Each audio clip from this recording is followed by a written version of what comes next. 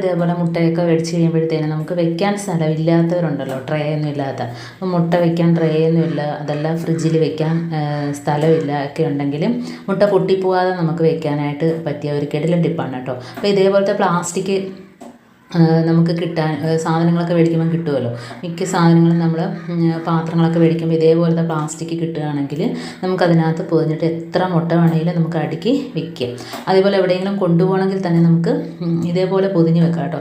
അപ്പോൾ ഒന്നിനോടൊന്നും മുട്ടത്തും ഇല്ല, അതുമാത്രമല്ല പൊട്ടത്തില്ല, മുട്ട പൊട്ടിപ്പോകത്തില്ല. ഈ കവറിനകത്ത് നമ്മൾ പൊതിയുകയാണെങ്കിൽ നമ്മൾ മുട്ട പൊട്ടിപ്പോകത്തില്ല, എത്ര വേണമെങ്കിലും നമുക്ക് ഞെരുക്കി വിൽക്കാം.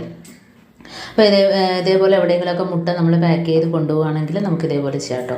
അടുത്ത ടിപ്പിലോട്ട് കിടക്കാം. അപ്പോൾ നമ്മൾ തീപ്പെട്ടി ഇതേപോലെ നമ്മൾ മേടിച്ച് വയ്ക്കുമ്പോഴത്തേന് തണുത്ത് പോകാറുണ്ട്, പ്രത്യേകിച്ച് ഈ മഴ സമയത്ത്.